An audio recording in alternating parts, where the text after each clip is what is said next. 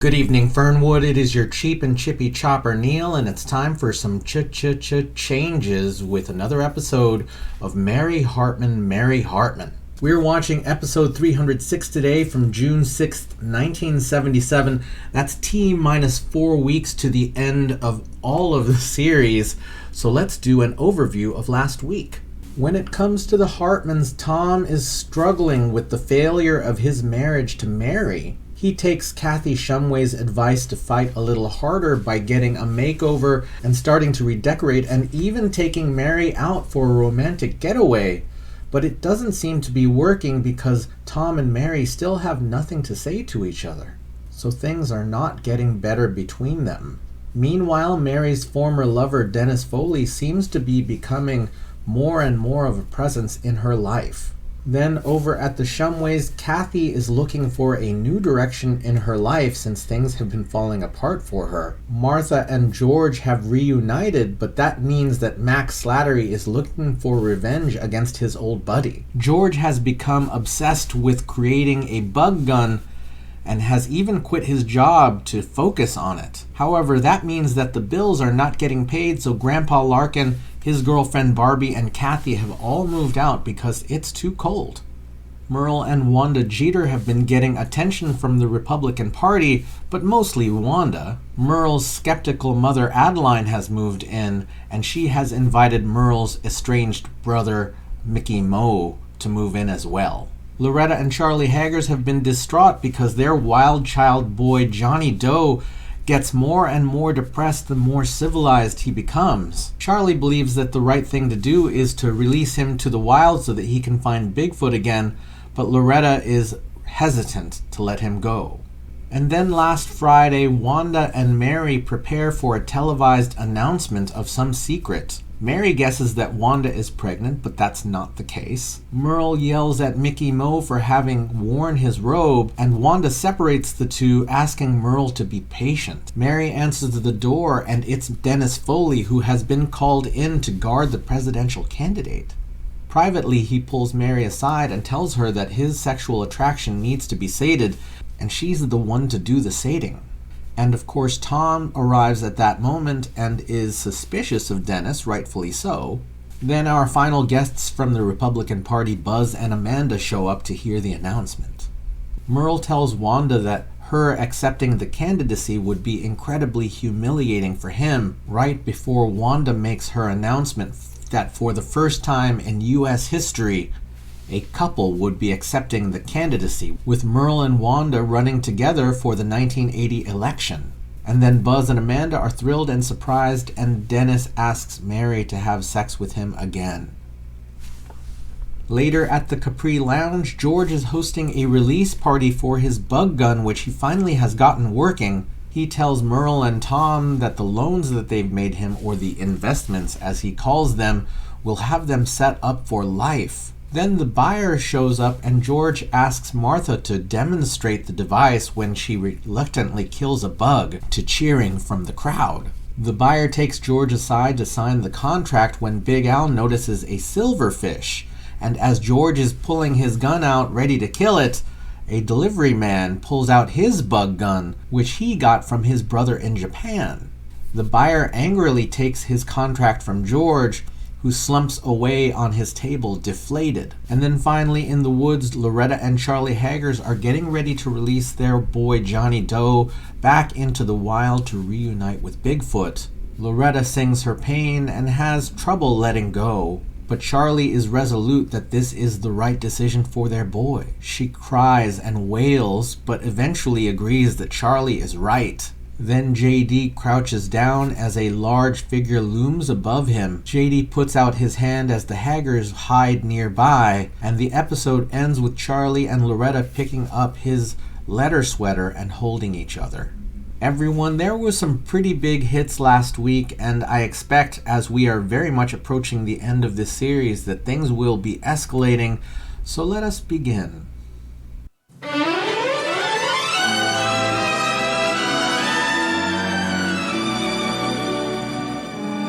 Mary Hartman! Mary Hartman!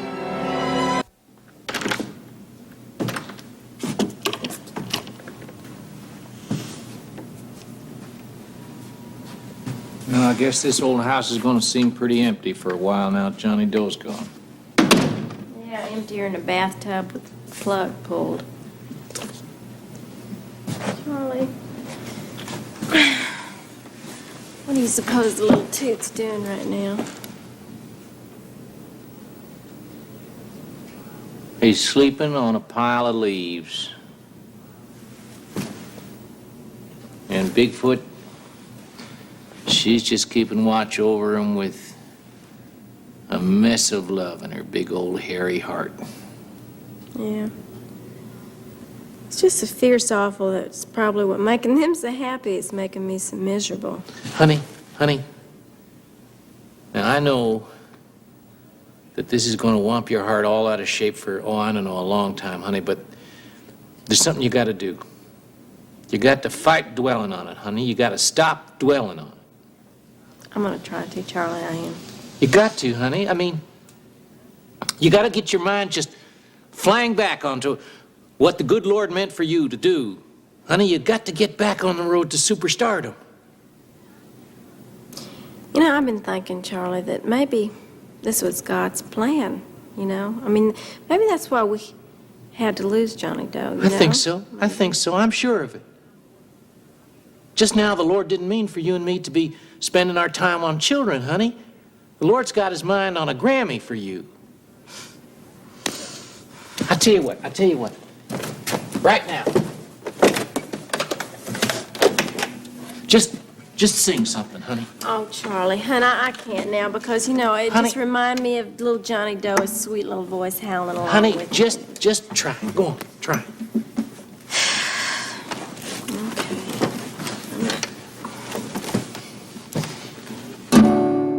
God, I'm rusty. I need Richie Cutrow here with me.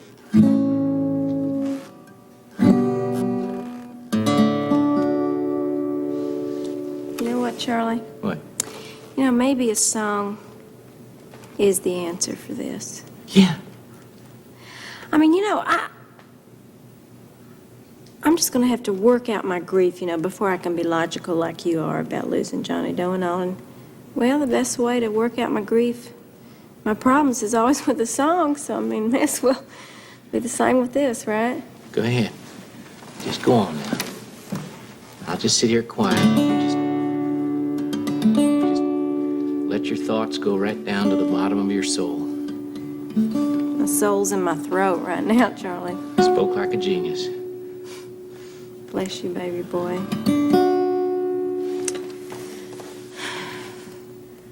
Oh, our only son and child has gone back to the wild, and I miss him like I miss my own right arm, though he didn't have no manners, chopping walnuts and bananas.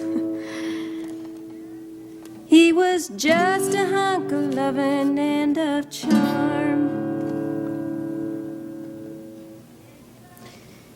And if I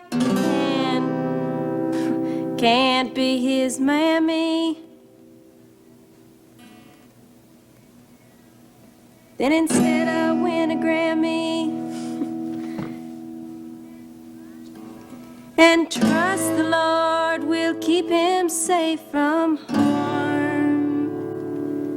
Well, our only son and child has gone back to the wild, and I miss him like I... Oh boy, Martha. We're really on the rocks this time. Why did those Japs have to invent a bug gun just before me? I don't know, George. I don't know those things at all. What the hell is that? That's your dinner. Dinner? Yes, that's all I had in the icebox. And, George, you have to keep your strength up. You've got to keep eating. Ketchup? Well, just pretend that it is tomato soup, you know. I would have added water and heated it up a little, but they turned off the water and the heat this morning. Oh, Lordy, George, what is going to happen to us all? Maybe we should have formed that suicide pact. Now listen, Martha. I don't want you to talk like that anymore. I'm going to talk to Billingsley tomorrow, and maybe I'll get my old job back. Yes, but you said he got so mad when you told him to take the job and put it where the moon never shines. I don't know what that means, but it sounds awfully insulting. I got news for you, Martha. I'm going to find some kind of a job. With all this unemployment that's around? Oh, Martha, this is America. Show me somebody that's unemployed, I'll show you a slob. I'll take any kind of a job. I got my pride. Mom? Huh? Dad? Yeah? Oh, I got it. What? Oh, not another baby on the way. Oh, no. I'm not pregnant. I got a great way on how to make money. Oh, Kathy. What? I hope you're not thinking about doing something that I think you're thinking about doing. Oh, Daddy, no. I'm going to start a catering service. Thank you, God. And I'm going to go to the plant, and I'm going to sell all these homemade brownies and natural, wholesome sandwiches and stuff. Oh, that is a wonderful idea, Kathy. But there's just one drawback. What? You don't know how to cook. You always have to look at the negative side of things. Oh, Hey, Martha, what's the matter? What's the matter, honey? oh, I'm getting it again. Oh. What? A premonition. A premonition of doom. Doom. Oh, something terrible is going to happen. Oh, Martha. Something terrible already has happened. We're broke. No. This is not a premonition of being broke. This is a premonition that something terrible is going to happen. Something even worse. What can be worse? Oh, I don't know what's worse, but it's worse. I can feel it in my bones. It's going to happen. Sure as shooting. It is going to happen. It is going to happen to somebody in this room. Doom to someone in this room. Or maybe not. Oh, Ma, would you stop at the premonitions? You're not having any premonitions. You're just hungry. Here, slurp on that.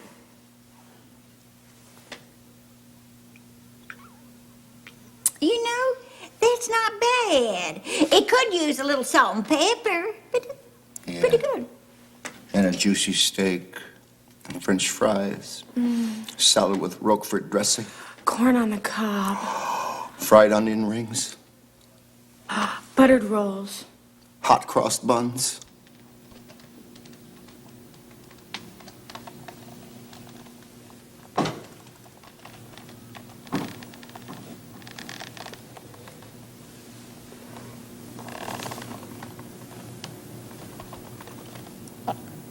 So this is where you dream. It's where Tom and I sleep when he's home. It's where Tom sleeps. But you dream. Can you tell me you dream?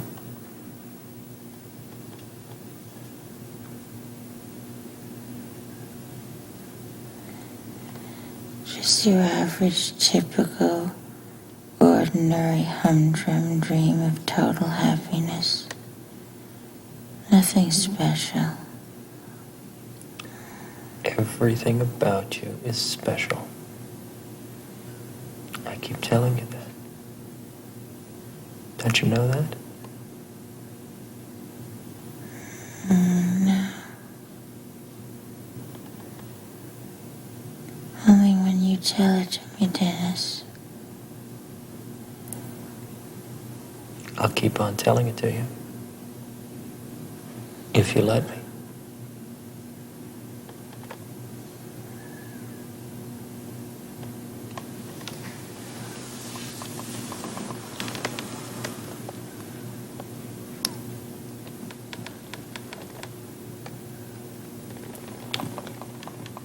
I just stopped by to make sure you were safe. I'll let you go back to your dreams. I hope I'm in them.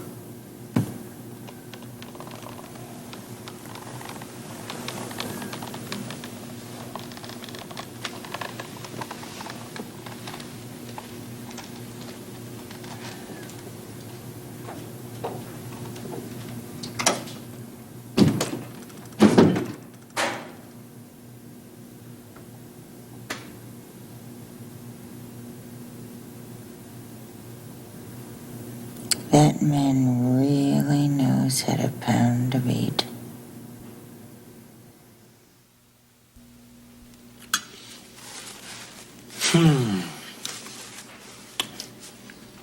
Well, isn't it great to be alone in your own apartment for a change? You know what I was thinking? What? Maybe we ought to just come right out and suggest to Miss Adeline and Mickey Mo that they go fishing every day, you know? Merle, you really hate him, don't you? Yeah, I really do. Well, whatever happened between you two brothers? You never told me. Darling, I tell you, I really think I'd rather just enjoy the peace and quiet of this here breakfast rather than go into unpleasant, sordid memories, if you will. Why don't we just move on to something else? Well, I'm amenable to that. How about if we talk about our presidential campaign? Well, there you go. You and me walking down the lane of power and leadership together. Me getting my face on a nickel. Honey, us getting our faces on nickels. Me on the heads and yours where it belongs. I'll get it. Let me get that, darling.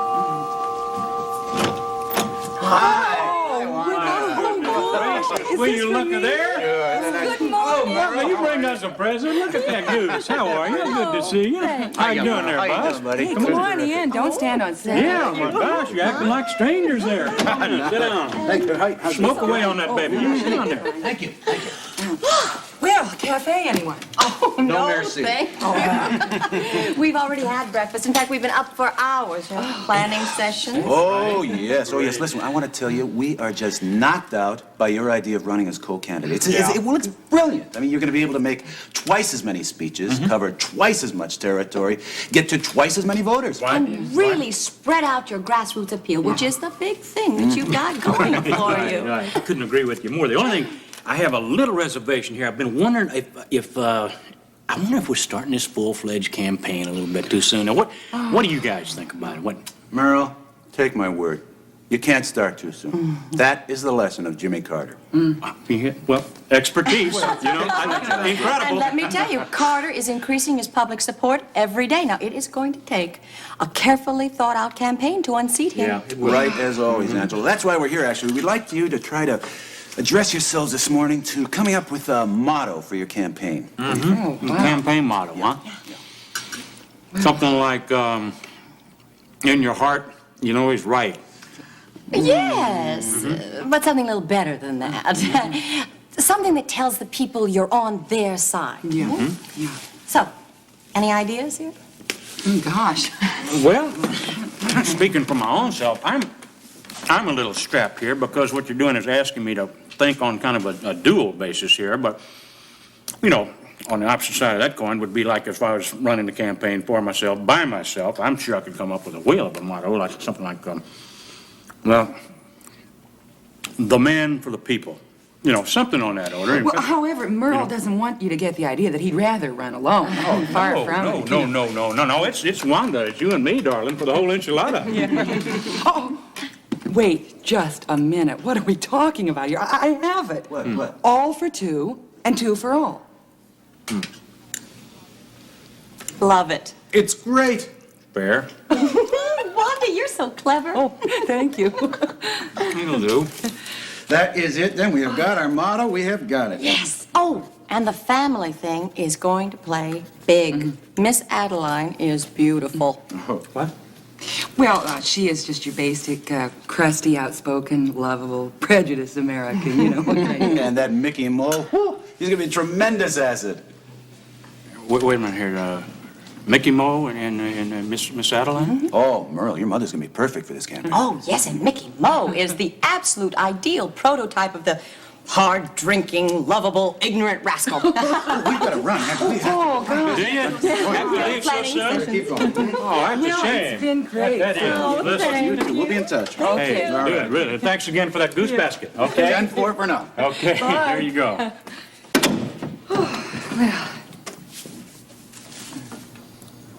Well, Merle, is something troubling you? What's wrong? You asked me if something's wrong? Yeah? No, not really, Wanda. Just the fact that I'm being asked to share the spotlight with my wife. My mommy hates my guts. That little gnome of a brother now is coming into my own presidential campaign. You asked me if anything's going wrong, is that it? Well, my answer is no, Wanda, not a damn thing is going wrong here. Not a damn thing. Oh, love the yelling. Earthy.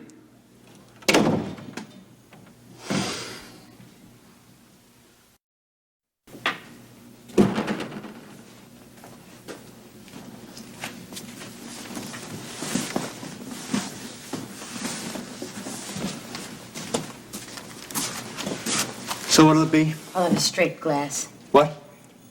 A double shot of milk. Okay. On the rocks.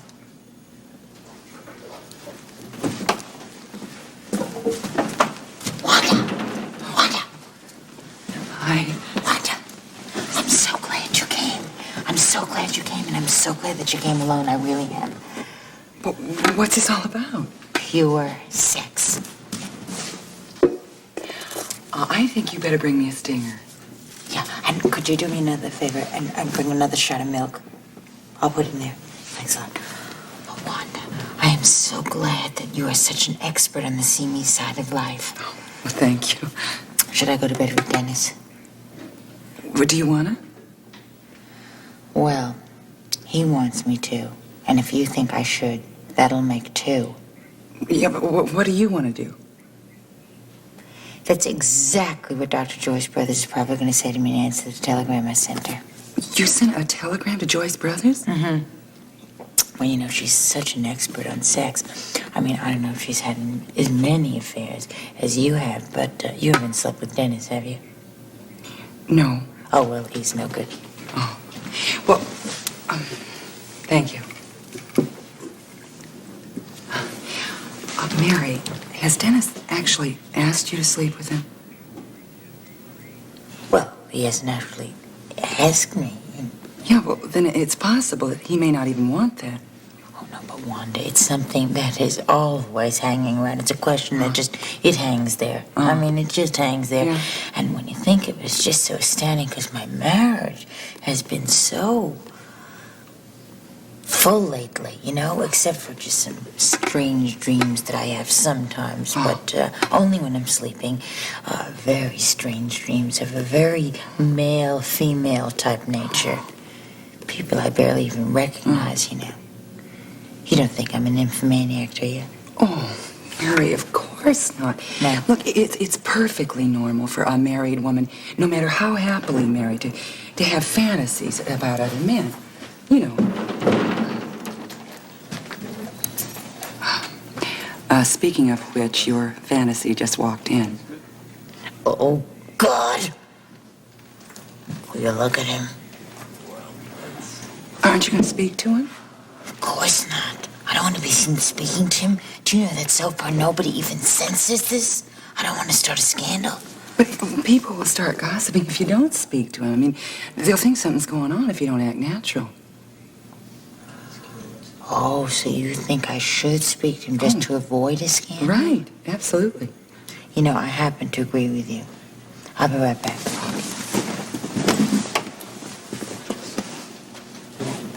Haven't seen him.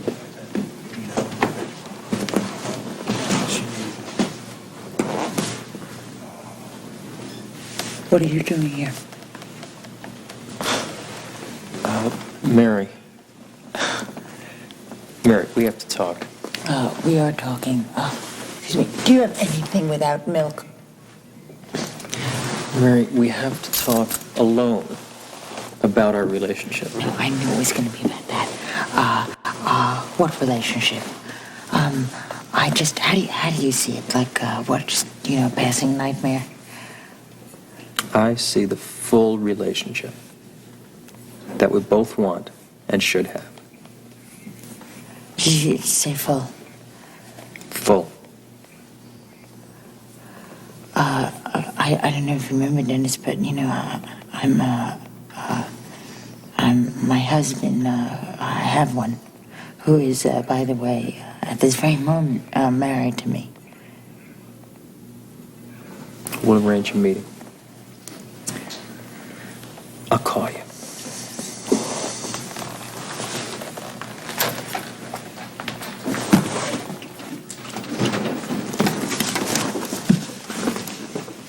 He said that he wants to have a full relationship with me. Did he say full? Full. Full. It was full. Well, then, I guess chances are he probably wants to sleep with you. You think so? Yeah. I find him so hard to read.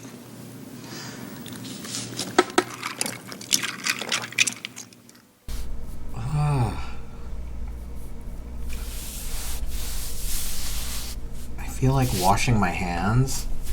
They're utterly dry, but I still want to wash them.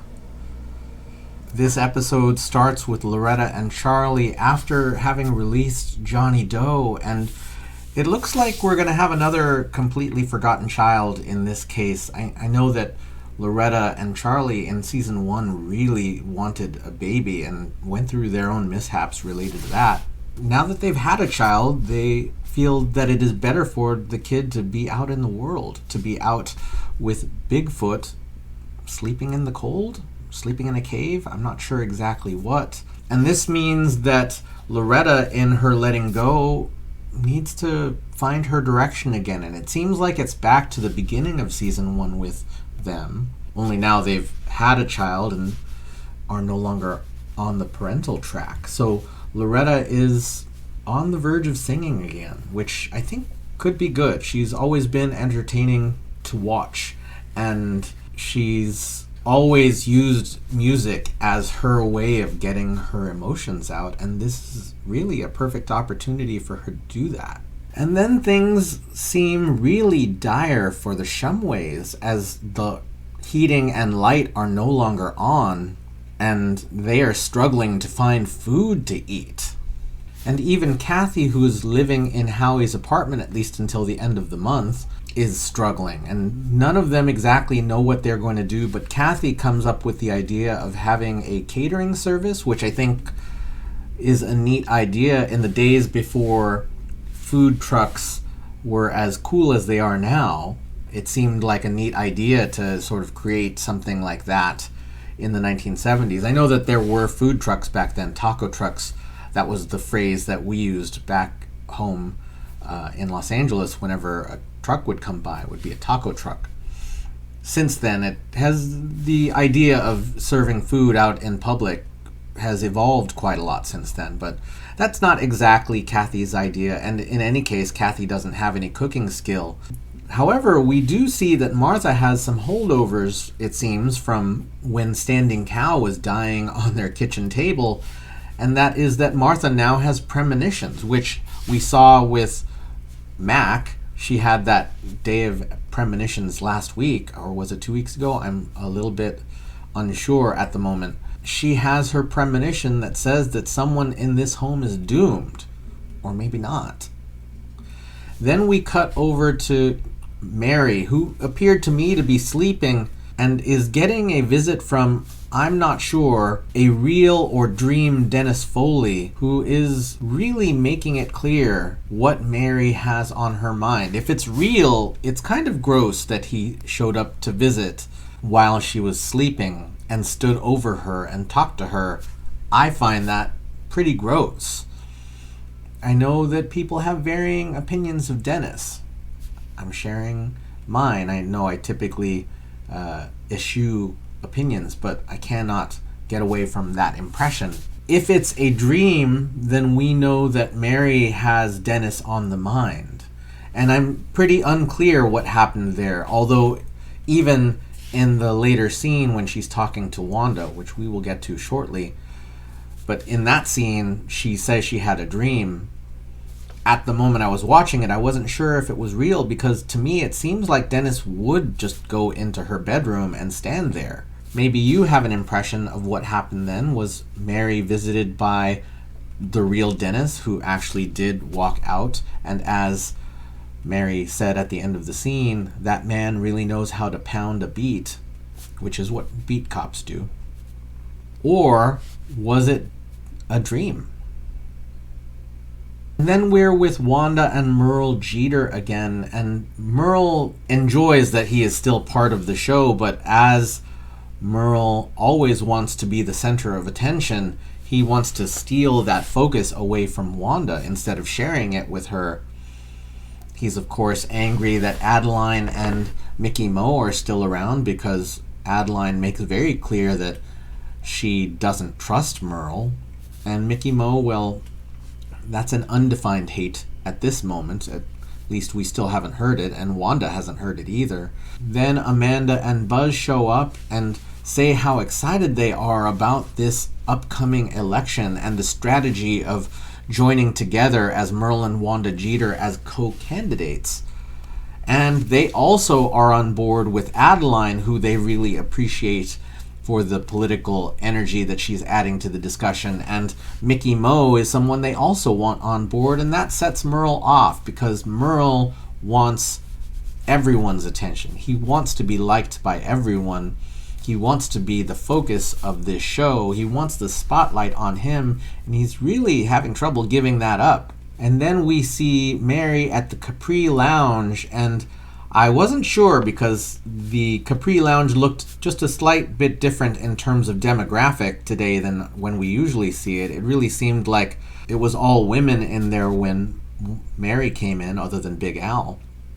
So I thought, maybe is this the quiet housewife hour before all of the men come in from work, as usually is the case. I didn't know what was going on there. And then Wanda showed up, and she ordered a stinger. And since I'm wearing my company t-shirt, I saw a production of it last week. And as if you watched the trailer at the start of the episode, because I like to share when I wear a new t-shirt what that is, Company is a work from Sondheim that, well, it was his first entry to sort of being the writer-composer on his own. But this was the one that put him on the map as an iconoclastic talent in Broadway. And there's a number in that show called The Ladies Who Lunch, which has been recorded so many times. And since Wanda orders a stinger, and a stinger is referenced in that song, I found myself amused by that inclusion. I don't think that this was a direct reference to Company or The Ladies Who Lunch, but that occurred to me that this was the case in the Capri Lounge. However, the scene is really about Mary processing her attraction to Dennis. She asks Wanda for advice. Wanda thinks maybe it's not a real thing, but we in the audience, if we've been watching, we know it's real. Then Dennis happens to be there and presses again on the sexual tension between him and Mary, and says that there's going to be a meeting. So I expect we're going to see that this week. And if you remember their previous meeting, well, that was pretty momentous. And in this case, I'm talking about stuff that happened before they had sex. So everyone, it's time for me to get back to the questions of the week, which I asked, over a month ago. And it's time for me to, this week, focus on our favorite sympathetic side characters. I had asked folks who their favorite characters were that weren't the Hartmans or the Haggers or the Shumways mostly. So here's one of our responses from Momo. Dewey was my favorite character. Dewey was the very antithesis of the racist stereotypes thrust in his direction by Tex and Vernon. I have two favorite moments. One, the Othello act for the telethon. I like that their act put everyone in awe of Mary's talent. Two, when Dewey confronted Vernon in the break room at the plant. I thought they were mirror images of each other. Dewey straightforward and honorable, and Vernon sneaky, deceitful, and a coward. And Dewey is a fairly recent character, but did make a pretty big impact on the series for a short while. He was the first African-American character in Fernwood. We had some black characters in season 1, but they were seen in phone calls to Fernwood, so never ever in the neighborhood. I do feel like Dewey is a mixed bag in terms of representation. Clearly he is a heroic black character, and he was very brave, I think. I feel that it's unfortunate that they portrayed him as a janitor and that he lived in a shack. Elements like that seem like a bit of a downer to me in terms of representation. You know, if I were a black kid in the 1970s seeing this character, it would be first great to see this person representing me. However, those elements that maybe the highest you could be in Fernwood is the janitor who lives in a shack, well, that's a bit sad. However, in terms of his character, he was always a stalwart. He always stood by Mary, and he did his best to represent himself, even when other people didn't have his back. So thank you, Momo, for sharing your choice for favorite sympathetic side character. We will have more selections this week, so I think it's time to bid you all adieu. Thank you so much for watching with me. Thank you for leaving your thoughts, feelings, and impressions down in the comments. Thank you for staying with me through these changes, and we will see you tomorrow night in Fernwood.